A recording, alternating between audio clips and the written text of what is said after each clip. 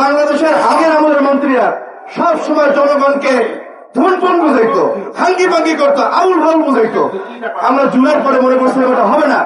দুঃখজনক বাস্তবতা হলে আমাদেরকে তাই বোঝানো হয়।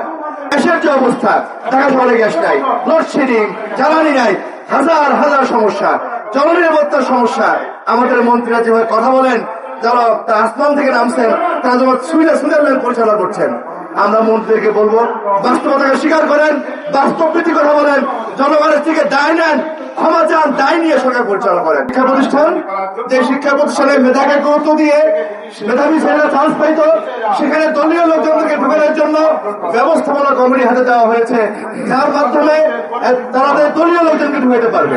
আমাদের আশঙ্কার বিষয় হলো, একটা শিক্ষক যিনি আমাদের আগামী প্রজন্মকে নৈতিকতা শিক্ষা দেবে, সে যদি তার চাকরির শুরুতে ঘুষ দিতে বাধ্য হয়, সে যদি দলীয় নেতার চামচামি করতে বাধ্য হয়, তাহলে আমাদের আগামী প্রজন্ম কোথায় যাবে?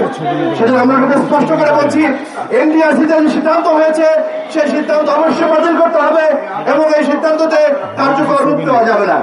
সবাই ভাইয়ের আমার, বাংলাদেশের আগের আমাদের মন্ত্রীরা সব সময় জনগণকে ধনপন বুঝাইতো, হাঙ্গি ভাঙ্গি করতো, আউল ফাউল বুঝাইতো। আমরা জুলাই পরে মনে করছিলাম এটা হবে না। দুঃখজনক বাস্তবতা হলে আমাদেরকে তাই বোঝানো হয়।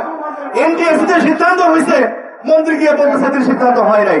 আর আমরা খুব ভালো করে জানি যে এনডিএসি সিদ্ধান্ত ভালো সিদ্ধান্ত না, তারপরে হয়তো উপর দিকে যেতে হবে। আপনারা স্বীকার করেন যে আমরা পর্যালোচনা করছি, আমাদেরকে ভূগোল শেখে। ভাইরা আমার, সারা বাংলাদেশ লোডশেডিং এর নাজেহাল হচ্ছে। মন্ত্রী বলতে পারে যে ভাই আমরা চেষ্টা করছি, পরিশ্রম করছি, দোয়া করেন, সহায়তা করেন। তিনি এই বলেন যে না, লোডশেডিং হয় না, লাইন বড়, হ্যান তারা আমাদেরকে বোঝায়। বাংলাদেশের আক্ষরিক অর্থে জুলাইয়ের পরে কোনো পরিবর্তন হয় নাই। কারণ হলো, আমরা বারংবার বলে আসছি, বিএনপি আর আওয়ামী লীগ দুজন একই প্যারাডাইমের সংগঠন, একই ধ্যান ধারণার, একই চিন্তা চেতনার সংগঠন। বিএনপি তুলনামূলক ভালো, আওয়ামী লীগ তুলনামূলক খারাপ। আমরা বিএনপি নেতৃবৃন্দকে বলবো, আপনি কাজটা করেন না, জনগণের সামনে স্পষ্ট হন, পরিষ্কার করে কথা বলেন। আমাদের দোষ চাপায় দেন, তাহলে আপনাদের দরকারটা কি?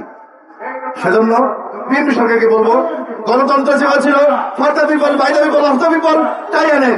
যদি আপনারা ফর্দা বিএনপি, বাইদা বিএনপি, অর্থ বিএনপি করতে চান, মনে রেখেন এটা যারা আগে করছিল তাদের মতো আপনাদের পরিণত হইতে পারে। সবাই ভাইয়ের আমার, ঢাকা শহর নিতে বলার কথা। আমাদের প্রার্থীরা যখন নির্বাচনে দাঁড়ায়, নির্বাচন আসে, কেউ ঢাকা শহরে সিঙ্গাপুর বানায়, কেউ মালয়েশিয়া বানায়, কেউ সুইজারল্যান্ড বানায়। আরে ভাই, ঢাকা শহর তো বসবাস করার বড় যোগ্য শহরই না। যে শহর বসবাস অযোগ্য শহর, তাকে আপনি ওসব বানান কেমনে? এগুলো সব ভুয়া কথা বলে আমাদেরকে আইওয়াশ করে। আমরা ইনশাআল্লাহ ঢাকা শহরকে বসবাসযোগ্য আমাদের পরিণত করতে চাই। এই যে বর্ষাকাল চলতেছে, বর্ষাকালে সব জায়গায় রাস্তাঘাটে, প্রত্যেকটা এলাকায়, প্রত্যেকটা ওয়ার্ডে, প্রত্যেকটা রাস্তা কেটে কেটে মানুষ অযোগ্য শহর বানায় রাখছে। আমরা এগুলো পরিবর্তন করতে চাই। যে গ্যাসের দেওয়া হয়েছে, গ্যাস আমরা মানুষকে দিতে চাই। আমরা রাস্তাঘাটে জন নিরাপত্তা নিশ্চিত করতে চাই, যানজট নিরাপত্তা করতে চাই। সেজন্য জাতির উদ্দেশ্যে বক্তব্য থাকবে। ঢাকাবাসীকে বলবো, এই শহরকে নিয়ে আর কোন তদন্ত দরকার নাই। সত্যিকার অর্থে শহরকে বসবাস করার জন্য আমাদের সাথে থাকেন। ইনশাআল্লাহ ইসলামী আন্দোলন বাংলাদেশ একটি বসবাসযোগ্য শহর রূপান্তর করবে। আর বিএনপিকে বলবো, জুলাই সনদ দিয়ে আর কোন নয় ছয় করেন না। দেখেন, মানবাধিকার কমিশন অধ্যাদেশ বাতিল করছে, নতুন করে তারা যে অধ্যাদেশ করেছে, সেখানে পুলিশকেই দায়িত্ব দিয়েছে মানবাধিকার গুমের যে ঘটনা সে তদন্ত করার জন্য। বাংলাদেশে গুম কারা করে সবাই আমরা জানি।